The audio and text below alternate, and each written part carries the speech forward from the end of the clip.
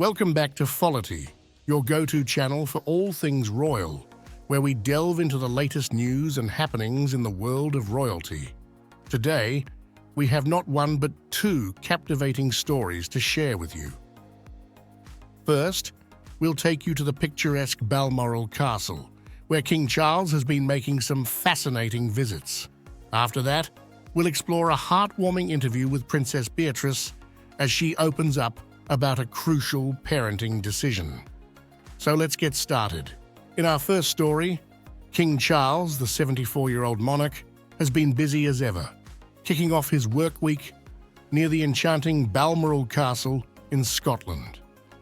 On a sunny Tuesday, he embarked on a visit to the James Jones and Sons Limited sawmill in Aboyne, Scotland. This family-owned company, currently in its fifth generation of leadership, is nestled not far from the King's private residence, a place where the royal family often escapes to during the summer months. King Charles's visit to the James Jones sawmill wasn't just a casual stroll, it was a deliberate move to learn about the facility's recent refurbishments, which have increased its production of construction timber. This timber serves as a renewable, recyclable building material, making it an eco-friendly alternative to high carbon-intensive materials like steel and concrete. The King arrived at the sawmill in high spirits and was warmly greeted by the Lord Lieutenant of Aberdeenshire and Tom R. Bruce Jones, the chairman of James Jones and Sons Limited. Together, they embarked on a tour of the facility, a place Charles was no stranger to.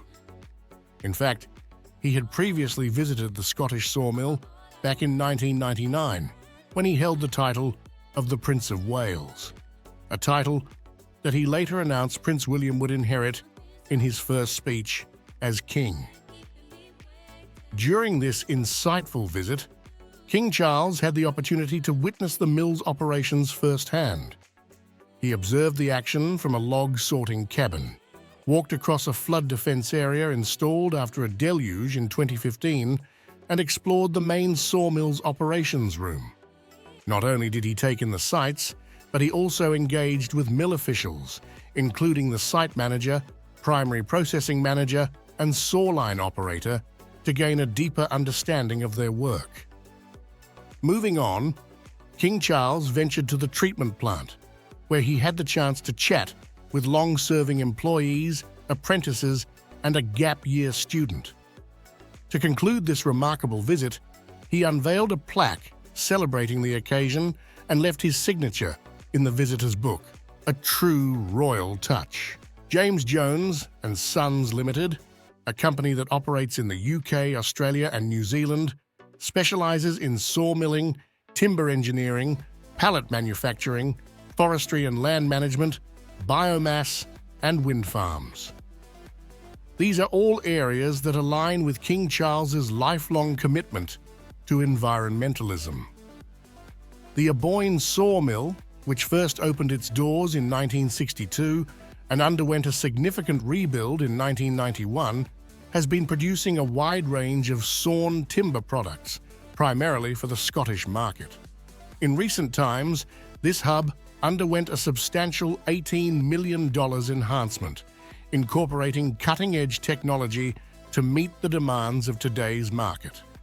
Notably, its sawline can efficiently transform large logs into smaller pieces in a single pass, ensuring sustainable use of the wood for various purposes, including market sales, horticulture, and heating kilns for timber drying.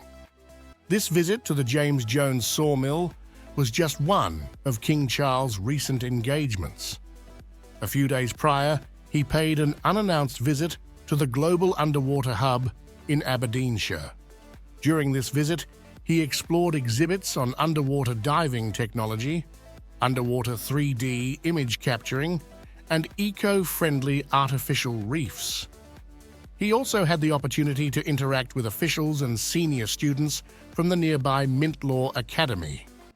The Global Underwater Hub serves as the leading trade and industry development body for the underwater sectors in the United Kingdom, representing businesses operating in the country's substantial $9.7 billion underwater industry.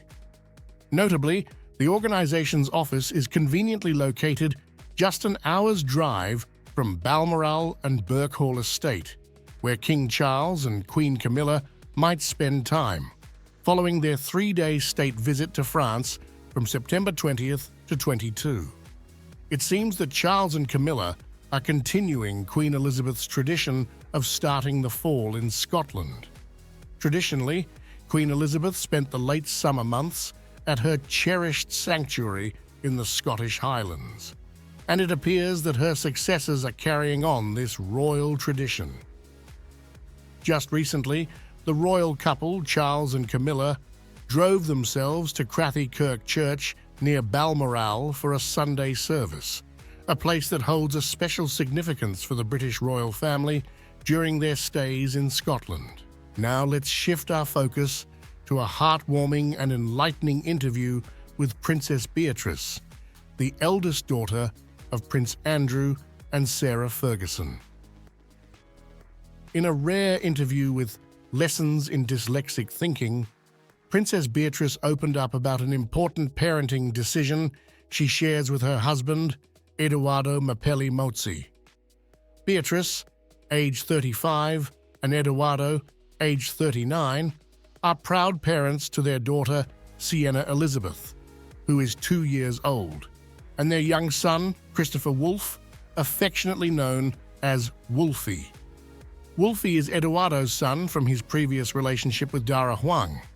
What makes this interview particularly touching is that Beatrice and Edoardo, both of whom have dyslexia, discussed how they would approach parenting if their children also had dyslexia. Beatrice has long used her royal platform to shed light on dyslexia, a learning disorder that affects many, including herself and her husband. In the interview with Lessons in Dyslexic Thinking host Kate Griggs, Beatrice shared their parenting approach, saying, "As two dyslexics, we will be figuring out as parents whether or not our children have dyslexia and how best to support them." She emphasized the importance of resources, saying, "But I think the most important thing that I can do, hopefully, if they are lucky enough to be dyslexic as well, then I feel really grateful that we can help them with resources." Beatrice, who serves as an ambassador for the charity Made by Dyslexia, highlighted the need to bring parents into the conversation and provide better support. She said, "Being a part of this community, I think has given me a bit more of an understanding, and I'd really like that for all parents. So actually bringing the parents into the conversation, I think is really exciting, because when a parent does happen to have the news that their child is dyslexic right now, I don't think they're getting the right support."